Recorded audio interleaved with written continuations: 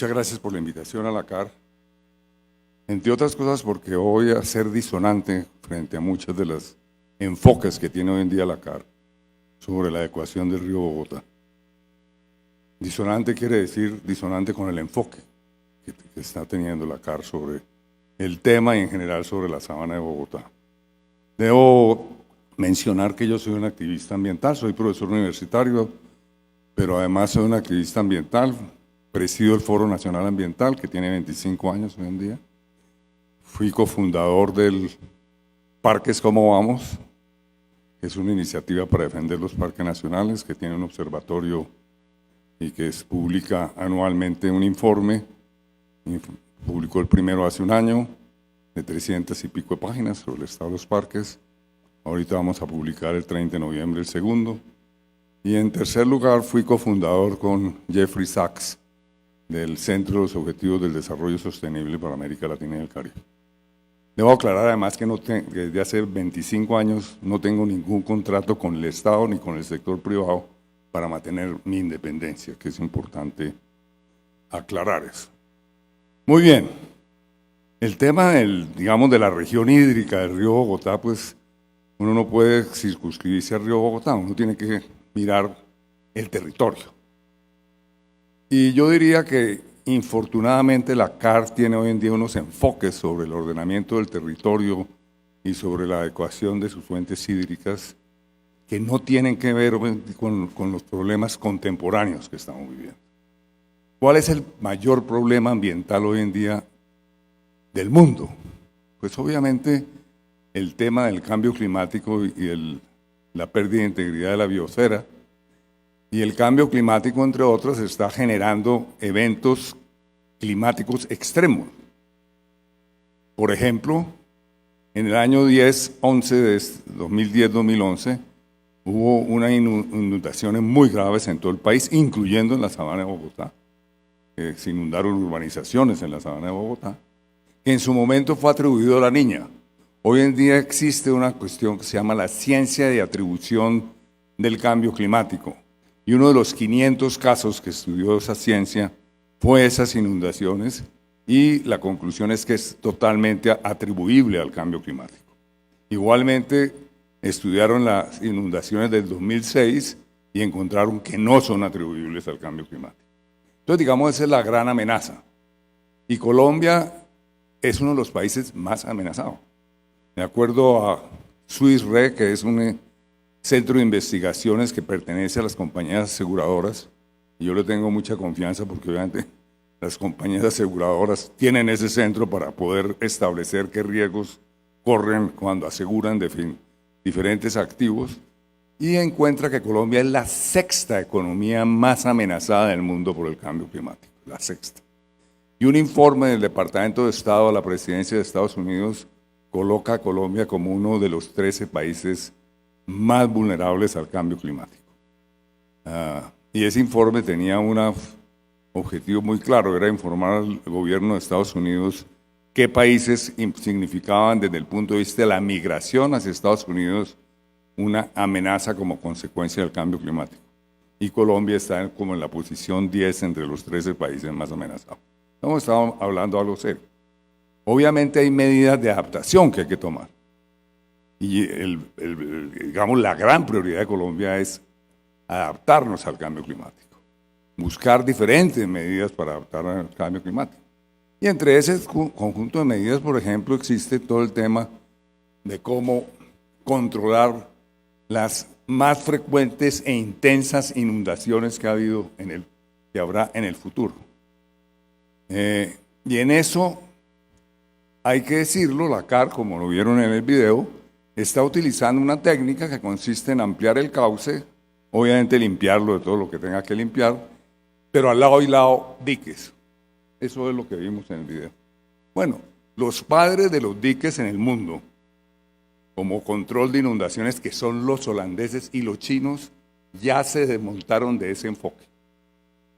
En Holanda se desmontaron de ese enfoque después de graves inundaciones que hubo en los años finales de los años 90, que llevaron a que se rompieran buena parte de esos diques, porque esos diques no aguantan cierta presión de agua cuando los caudales son muy fuertes.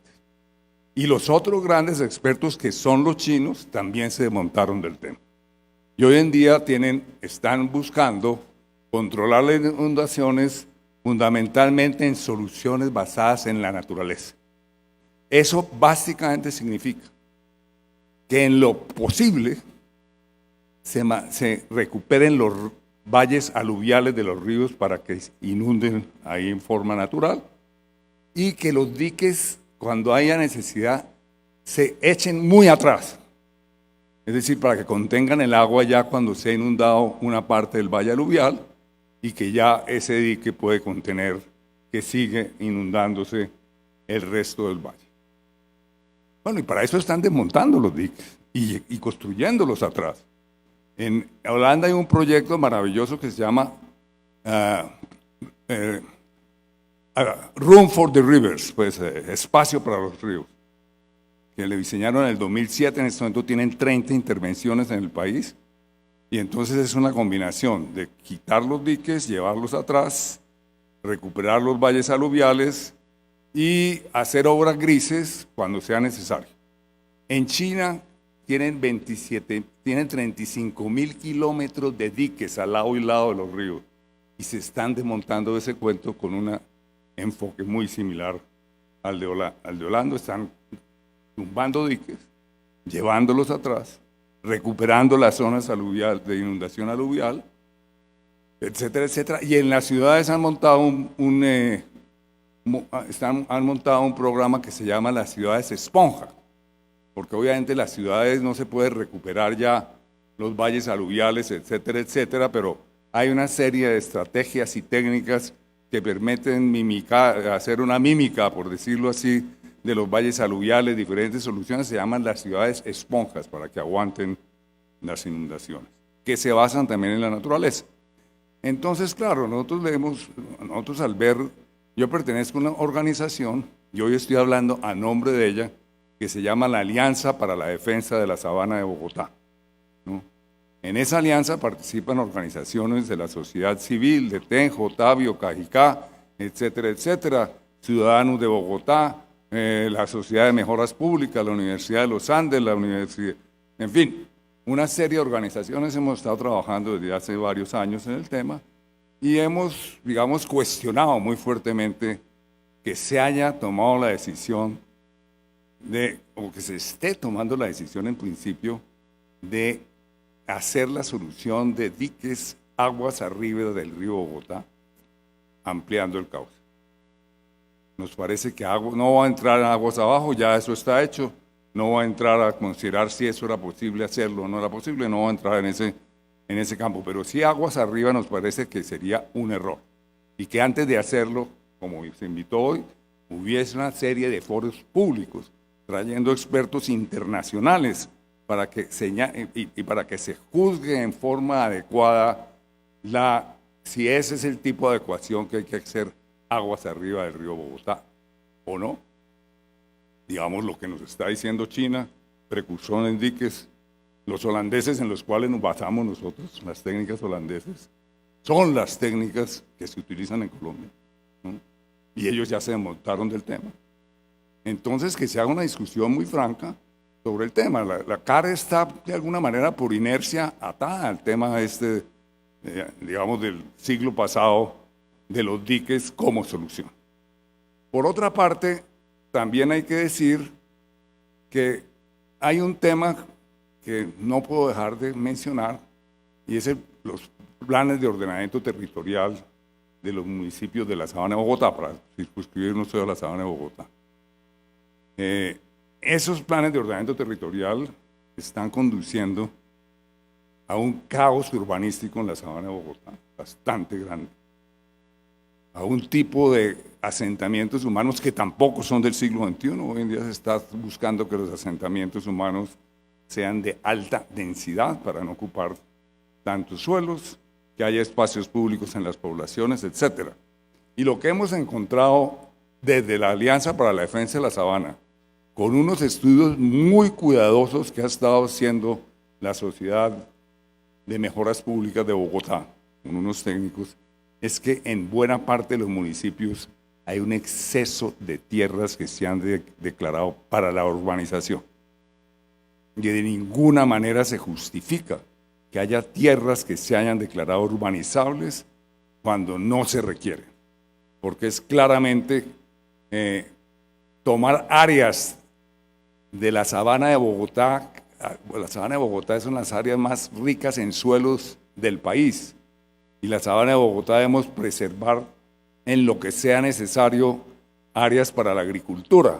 Y de hecho, en la Ley 99 de 1993, cuya redacción yo dirigí desde el INDERENA para después ser el primer ministro, se estableció en el artículo 61, un artículo que básicamente significa en la práctica que se debe urbanizar en lo mínimo posible la sabana de Bogotá, entendiendo que hay que crecer la urbanización porque es una población en crecimiento, pero que no se deben sacrificar tierras para la agricultura, o tierras que tienen un valor especial ecológico, o tierras que tienen un valor especial paisajístico en aras de una urbanización desordenada como se está haciendo. Y infortunadamente la CAR ha permitido que eso sea. Y yo creo que es muy desafortunado, yo creo que es un balance muy negativo para la CAR, porque claramente la CAR tiene la posibilidad de negar los planes de ordenamiento territorial que se le presentan a su consideración por parte de los municipios. Tiene ese mandato. De hecho, por ejemplo, no le permitió al alcalde de Bogotá en el año 2001 que se urbanizara una franja que se llama la Reserva Banderjama, que tiene que ver con la comunicación de los cerros orientales con el río Bogotá y restaurar un área muy valiosa. Bueno, la CAR le dijo no al superpoderoso alcalde Peñalosa, no va a hacerse eso.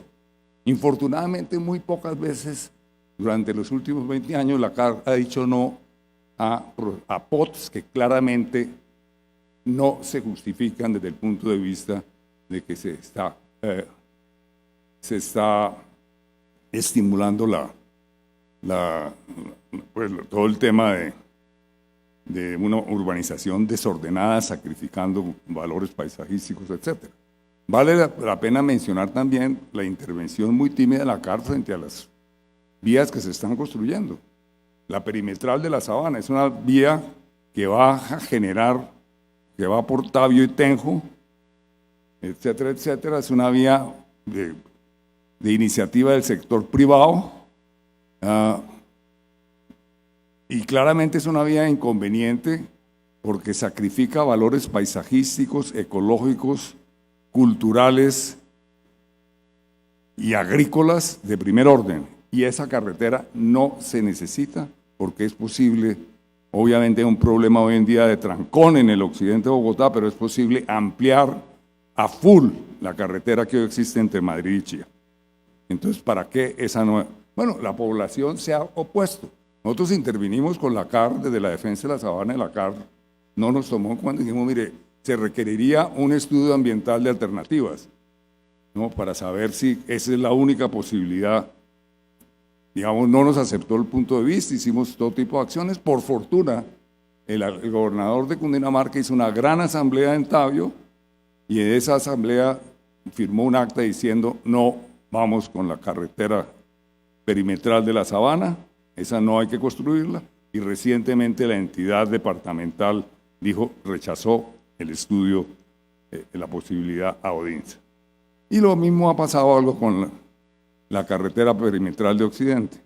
Entonces estoy mencionando todo esto porque yo creo que hoy en día la CAR lo que tendría que liderar es un proceso de construcción con consulta pública de una visión sobre el futuro de la sabana de Bogotá. Yo creo que la CAR no la tiene, evidentemente no la tiene. Entonces, al lado de que se haya un debate público sobre la adecuación del río Bogotá aguas arriba y sobre la adecuación de los afluentes del río Bogotá, de cuál es la mejor forma de hacerlo, nosotros pensamos que es soluciones basadas en la naturaleza, y ya mencioné a China y Holanda, que fueron los precursores del tipo de estrategia que ustedes vieron en el audiovisual y que hoy en día se desmontaron de eso.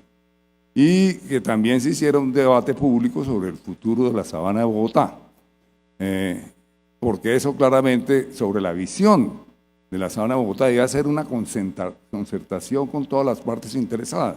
Y termino diciendo lo siguiente: la canalización, por ejemplo, del río Teusaca o del río Bogotá, lo que llama de nuevo es a la urbanización desordenada. Los grandes urbanizadores lo que están interesados es que se pongan diques al lado y lado de todos los ríos de la sabana para urbanizar después del dique. Y eso es absolutamente inaceptable, y absolutamente inaceptable además desde el punto de vista del enorme riesgo que entran a tener esas urbanizaciones, porque obviamente con los eventos extremos del cambio climático, todas esas urbanizaciones tarde o temprano se inundarán, y entonces el Estado, que es el doliente, tendrá que indemnizar a los propietarios, etcétera, etcétera, de esas casas, etcétera, etcétera, por el hecho de que el Estado ha tomado unas decisiones equivocadas.